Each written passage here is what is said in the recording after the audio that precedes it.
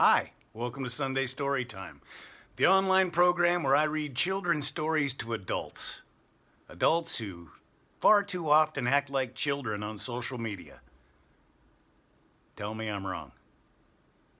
Cheers.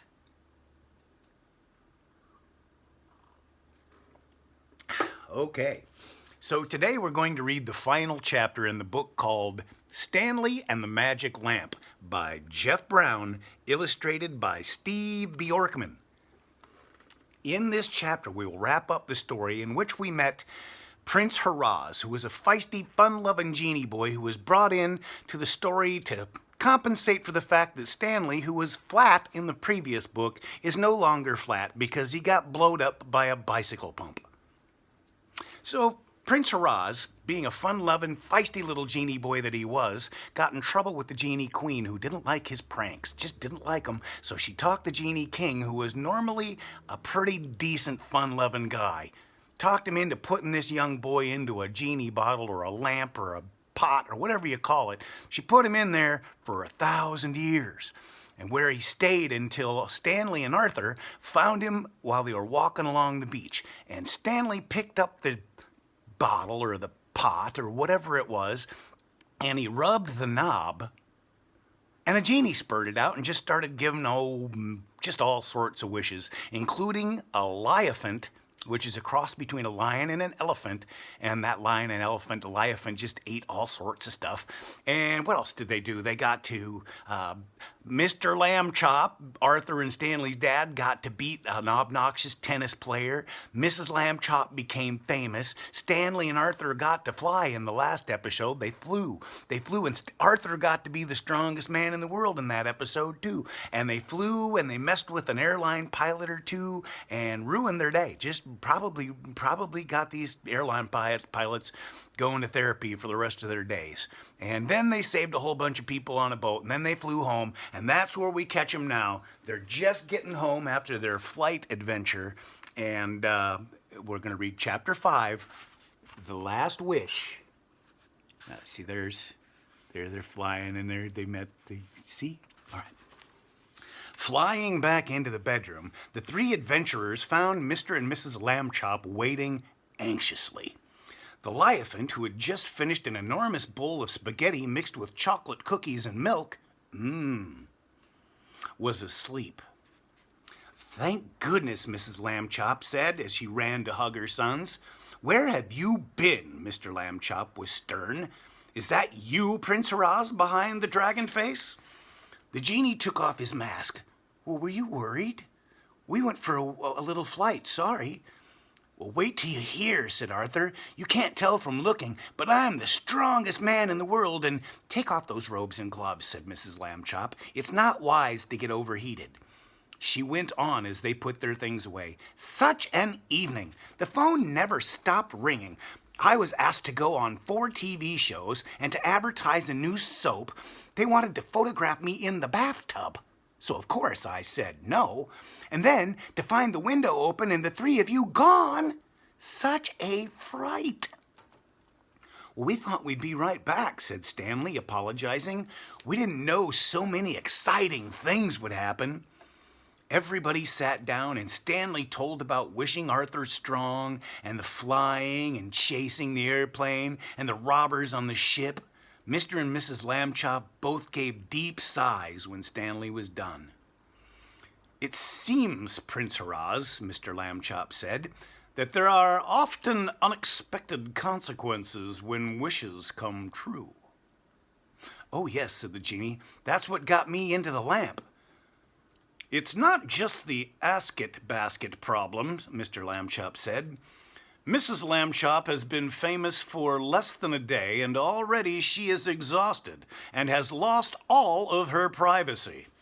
And though Tom McRude deserved what he got, his tennis comes from natural ability. I am not proud of having shamed him by using magic." "And Arthur's great strength will make other boys afraid of him," Mrs. Lamb Chop said. "And flying, mixing with criminals. Dear me, we must consider all this. I will make hot chocolate. It is helpful when there is serious thinking to be done." Everyone enjoyed the delicious hot chocolate she brought from the kitchen, with marshmallows for each cup. The lamb chop sat quietly sipping and thinking. Prince Haraz, having said twice that he was sorry to have caused problems, began to pace up and down. The Liaphant was still asleep. At last, Mr. Lamb Chop put down his cup and cleared his throat. "Your attention, please," he said, and they all looked at him. "Here is my opinion," he said. "Genies and their magic, Prince Haraz, are fine for faraway lands and long-ago times, but the lamb chops have always been quite natural people. And this is the United States of America, and the time is today. We are grateful for the excitement you have offered us, but now I must ask, is it possible for Stanley to unwish all the wishes he made?" "It is, actually," said the genie. "How clever of you, George," said Mrs. Lamb Chop. Arthur sighed. "I don't know. I really like the flying, but being so strong, I guess nobody would play with me." "I care most about the Liaphant," Stanley said. "Couldn't we just keep him?" "He is very lovable," said Mrs. Lamb Chop, "but he never stops eating. We cannot afford to keep him." "Sad but true," Mr. Lamb Chop said. "Now, please, tell us, Prince Haraz, what must be done?" "Well, it's called reverse wishing." The genie took the little green lamp from the desk and turned it over. "The instructions should be right here on the bottom. Let's see." He studied the words carved into the bottom of the lamp. "Ooh, seems simple enough. Each wish has to be separately reversed. I just say Mandrono and..." His voice rose. "Oh, Colabots! Double florts! See that little circle there? This is a training lamp. There may not be enough wishes left." "A training lamp?" exclaimed Mr. Lamb Chop. "What is that?" "They're for beginners like me, so we don't overdo for one person," Prince Haraz said unhappily. The little 15 in the circle, that's all the wishes I'm allowed for Stanley." The Lamb Chops all spoke at once. "What? You never told us? Only 15? Oh, dear." "Please, I'm embarrassed enough," said the genie, very red in the face. "A training lamp. As if I were a baby." "We are all beginners at one time or another," said Mr. Lamb Chop. "What matters is, are 15 wishes enough?" The genie counted on his fingers to be sure he got it right. Asket basket, Liaphant, lucky he doesn't count double, that's 2, and fame for Mrs. Lamb Chop, and the fancy tennis, that's 4. Making Arthur strong is 5. Flying for him and Stanley is 2 more. 7, he smiled, and 7 for reversing is 14. 1 wish left over for some sort of goodbye treat. A goodbye treat. "Thank goodness," said Mrs. Lamb Chop, hesitating. "It's very late. Could you begin the reversing now, do you think?" Prince Haraz nodded. "I'll do the whole family in a bunch. Let's see. Strength, famous, tennis, 2 flying. Ready, Arthur? No more mighty man after this, I'm afraid." "Well, will I feel weak?" Arthur asks. "Will I flop over?" The genie shook his head. "Mandrono," he said. "Mandrono, Mandrono, Mandrono, Mandrono." Arthur felt a prickling on the back of his neck. When the prickling stopped, he gave the big desk a shove, but he couldn't budge it. "I'm just regular me again," he said. "Oh, well." "And I'm just Harriet Lamb Chop again," said Mrs. Lamb Chop, smiling. "An unimportant person." "To all of us, my dear, you are the most important person we know," said Mr. Lamb Chop. "Arthur, you are as strong as you were yesterday. Think of it that way." The genie sipped the last of his hot chocolate. And where was I? Oh, yes. He glanced at the asket basket, Mandrono, and the basket vanished. Just the Liaphant now, he said.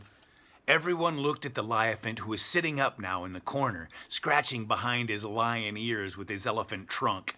Stanley patted him, and the Liaphant licked his hand. Look, he's licking his hand, a Liaphant. Oh. How sweet, Mrs. Lambchop said. George, perhaps we could... What makes Liaphants truly happy, said the genie, is open spaces and the company of other Liaphants. Then send him where it's like that, Stanley said bravely, patting again. The Liaphant vanished halfway through the pat. For a moment, no one spoke. Well, good for you, Stanley, Mr. Lambchop said. And now you must think of a last wish to make. While Stanley thought, Mrs. Lambchop collected the hot chocolate cups. Where will you go now, Prince Haraz? She said. Well, back into that stuffy lamp, said the genie, and then it's wait. Hundreds and hundreds of years, probably. It's my punishment for playing too many tricks. My friends warned me, but I wouldn't listen. He sighed. Mosif, Ali, Ben, Sifa, little Foz, such wonderful fellows. I think of them when I'm alone in the lamp, the fun they must be having, the games, the freedom. His voice trembled and the Lambchops felt very, very sorry for him. Suddenly Arthur had an idea, and he whispered it in Stanley's ear. Why the whispering, the genie said crossly. Let's have that last wish, Stanley, and I'll smoke back into my lamp.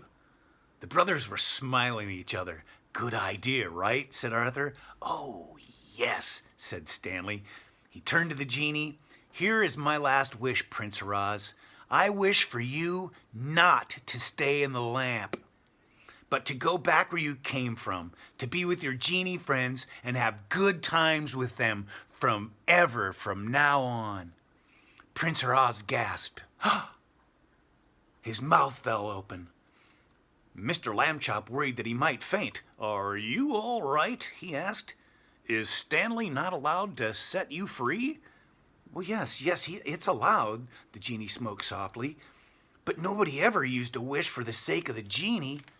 Not until now. Well, how selfish people can be, said Mrs. Lambchop. Prince Haraz rubbed his eyes. What a fine family this is, he said, beginning to smile. Thank you all. The name of Lambchop will be honored always, wherever genies meet. His smile, enormous now, he shook hands with each of the Lambchops. The last shake was with Stanley, and the genie was already a bit smoky about the edges. By the time he let go of Stanley's hand, he was all smoke, a dark cloud that swirled briefly over the little lamp on the desk and then poured in through the spout until not a puff remained. See, there he is. You see? Full of wonder, the Lambchops gathered about the lamp, and after a moment, Arthur put his lips to the spout. Goodbye, Prince Haraz, he called. Have a nice trip. From within the lamp, a faraway voice called back, Bless you all. And then there was only silence in the room. Mr. Lambchop was the first to speak. I'm proud of you, Stanley, he said. Your last wish was generous and kind. It was my idea, actually, Arthur said, and Mrs. Lambchop kissed the top of his head. Off to bed now, boys, she said. Tomorrow is another day. Stanley and Arthur got into bed and she turned out the light. The lamp was supposed to be a surprise birthday present, Stanley said sleepily. Now it won't be a surprise at all. Well, I will love it anyhow, said Mrs. Lambchop, and Prince Haraz was a tremendous surprise. Good night, my dears. She kissed them both, and so did Mr. Lambchop, and they went out. The brothers lay quietly in the darkness for a while, and then Stanley sighed. I miss the Liaphant a bit, he said, but I don't mind about the rest. Me neither, Arthur yawned. Florts, Stanley, and good night. Good night, Stanley said. Colliebots. Mandrono, murmured Arthur, and soon they were both asleep. Well, that brings us to the end of Stanley and the Magic Lamp, and I certainly hope you enjoyed it. And thank you for joining us here at Sunday Story Time. I believe this will be the last Sunday Story Time for a while until I find something fun to do again. But thank you all for making Sunday Story Time fun for me too. Thank you. Have a nice day.